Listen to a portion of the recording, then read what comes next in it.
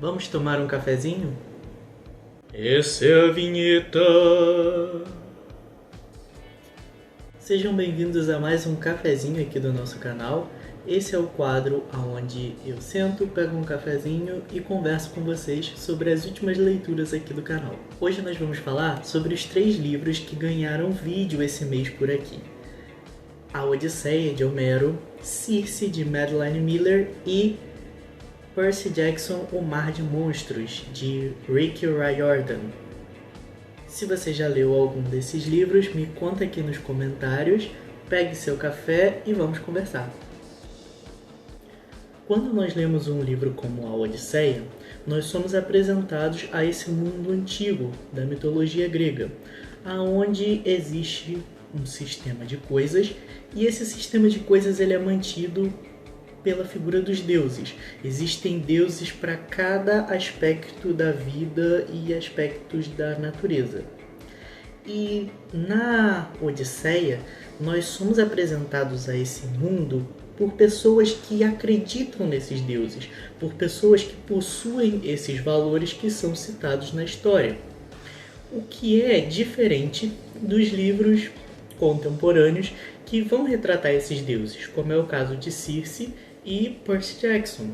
Apesar de Circe e Percy Jackson trazerem esses deuses da Grécia Antiga para o nosso mundo contemporâneo, são livros que têm formas muito diferentes de abordar esse tema. E ao mesmo tempo, possuem algumas coisas em comum. Na obra Circe, nós somos apresentados aos deuses olimpianos como mantenedores de uma ordem social, de um status quo.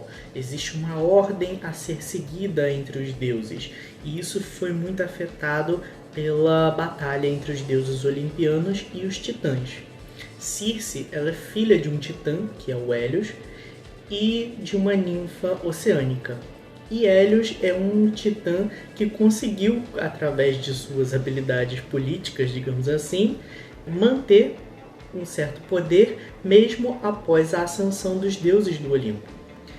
No início da história, a Circe tem contato com o titã Prometeu, que desafiou essa ordem, deu o fogo para o ser humano e ele sofreu uma dura pena por causa de ter desafiado essa ordem estabelecida pelos deuses olimpianos.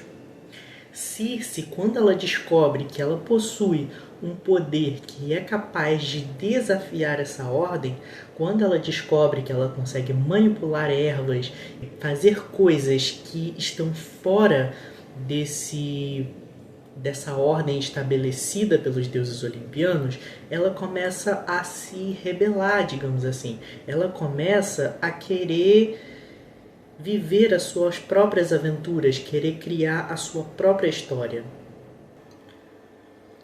Ao longo desse livro, nós percebemos que o poder de Circe está muito relacionado às coisas que ela deseja, às suas vontades e desejos, e também está muito relacionado à transformação. Circe, ela é capaz de transformar a sua realidade.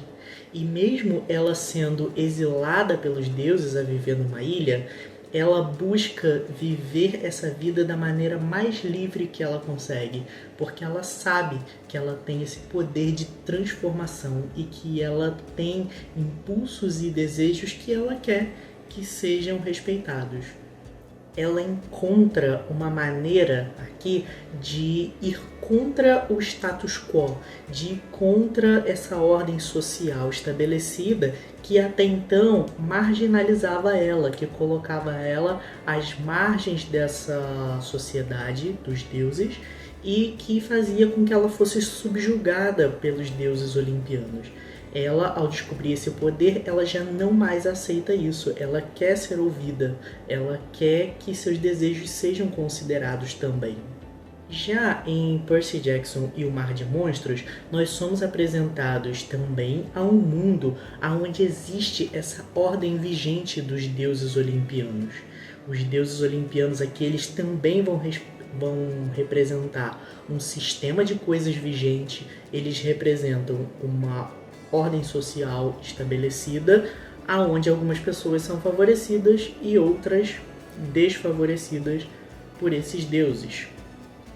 Porém, em Percy Jackson e o Mar de Monstros, quem questiona essa ordem, quem vai fazer o papel de questionar o sistema, de questionar o status quo, é o personagem do Luke, que é o vilão da história.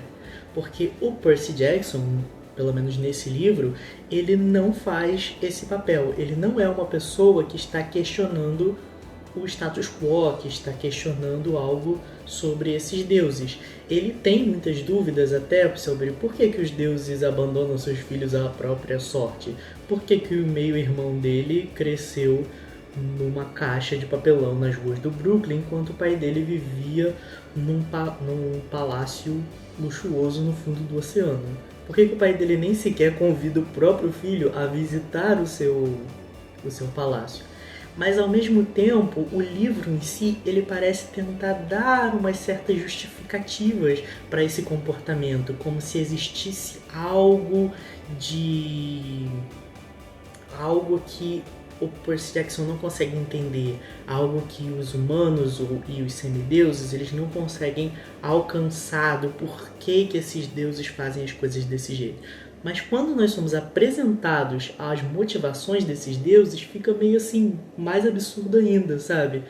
Realmente, esse é um sistema de coisas que não está beneficiando as pessoas e alguém precisa de questionar sobre isso. Mas quem questiona é o vilão, não é o herói. O herói, ele não se preocupa. O Percy Jackson, ele vai ter interesses mais individuais. Ele quer salvar a mãe dele, ele quer salvar o amigo dele, ele quer ajudar o irmão dele, mas quem quer realmente mudar a estrutura social e beneficiar a todos é o Luke. E o Luke é o vilão. Ele não é colocado como uma pessoa boa nessa história. Então, nos dois livros aqui, Circe, e no livro Percy Jackson e o Mar de Monstros, nós temos essas visões diferentes. Porque os deuses em ambos representam o status quo, representam aquilo que está estabelecido, mas enquanto em um existe uma visão de, olha, é preciso confrontar esse sistema, é preciso brigar por algo de melhor, o outro já é uma visão mais individualista e tipo assim, olha, existe um motivo para as coisas serem como são, não vamos mexer muito nisso. Eu não sei se ao longo da saga Percy Jackson, eu não lembro porque faz muito tempo que eu li a saga, eu não sei se ao longo dessa saga essa ideia ela é melhor trabalhada, ela é melhor desenvolvida para dar realmente uma justificativa plausível para as coisas serem como elas são. Mas pelo menos aqui, no livro que nós estamos falando hoje, que é Percy Jackson e o Mar de Monstros, não é essa a ideia que passa. A ideia que passa é quem questiona a forma das coisas serem é o vilão, não é o herói. O herói deixa as coisas como elas estão. Mas até mesmo a Circe, de Madeline Miller, ela está muito focada também em buscar a sua autonomia, a sua liberdade. Mas em determinados momentos em que ela até poderia ajudar outras pessoas, ela diz, não, vou focar aqui em mim. Mas isso é interessante para a gente refletir e pensar sobre diversos pontos, porque nem tudo precisa ser 8 ou 80, uma coisa ou outra. É preciso pensar bem. Eu acho interessante fazer essa comparação entre os livros e analisar profundamente e refletir sobre essas duas formas de se ver a história. E é claro que isso são impressões pessoais minhas sobre ambos os livros. E com certeza existem outras pessoas que leem e têm visões bem diferentes. Inclusive, se você é uma delas, convido a comentar aqui e compartilhar a sua visão sobre essas obras. Se você gostou desse vídeo, convido você a deixar o seu like aqui embaixo, se inscrever no nosso canal para não perder as nossas próximas reflexões, certo?